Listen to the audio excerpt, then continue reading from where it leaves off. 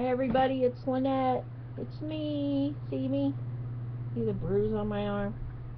That's from where they tried to stick me for the IV yesterday and it didn't work. And of course this bruise down here is finally really fading away. They did get the IV in this wrist when I had my surgery yesterday to put the port in, but it worked, thank goodness, except for the fact that I could not bend my wrist.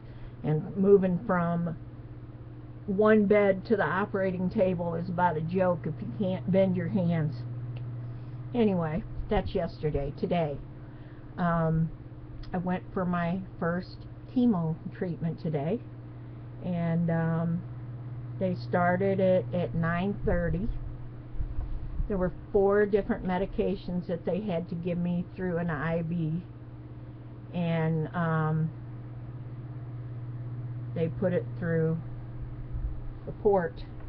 Of course, yesterday they had the needle and everything hanging off of here, but today, since they did the chemo, they took that out.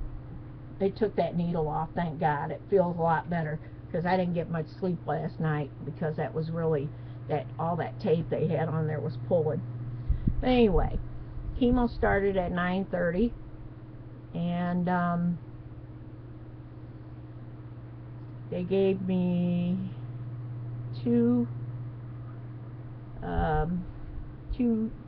one of the medications they gave me was Benadryl, and lo and behold, I was zonked out for a couple hours, which is good, because you're sitting in there and other people are just coming and going, you know, because they only had like an hour and a half of treatment. They didn't have to sit there all day like I did.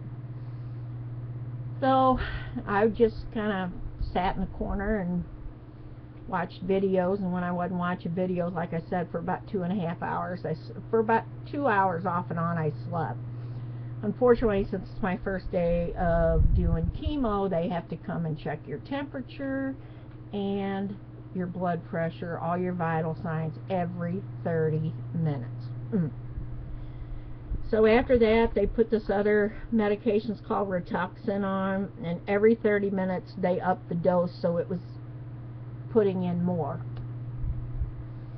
And then they have two of the medications is an injection. One of them is a syringe about that big around, maybe about that long, with this stuff in it that is like blood red.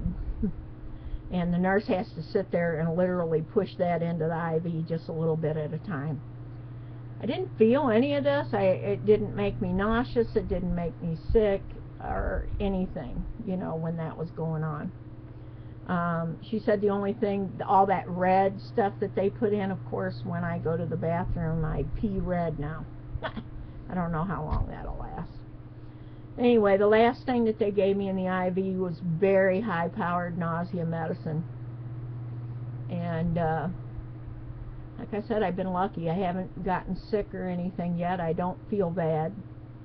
But tomorrow I start taking steroids. For 5 days I have to take steroids, and the nurse told me that on the 6th day is probably when I'm going to crash and burn. I'm hoping that I don't get nauseous or be throwing up. If it's fatigue and I want to sleep, then I can handle that.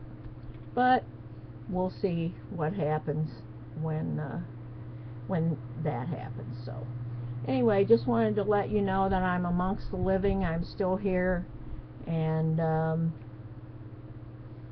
have to go to the doctor. I have to go to his office tomorrow for a shot. Apparently they give you this shot that, so when your white blood cells start to plummet, it counteracts that. And then next Thursday I go back to the doctor so they can draw blood, check and see if there's been any, if it started to work or whatever. And then I guess I don't go back until 2 or 3 weeks after that.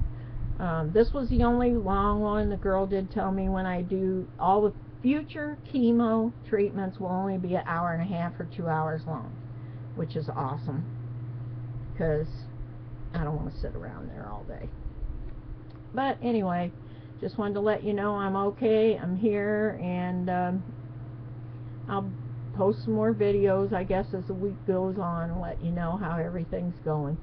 I love you guys, and 1 down, 5 to go. Thanks for all your prayers and support.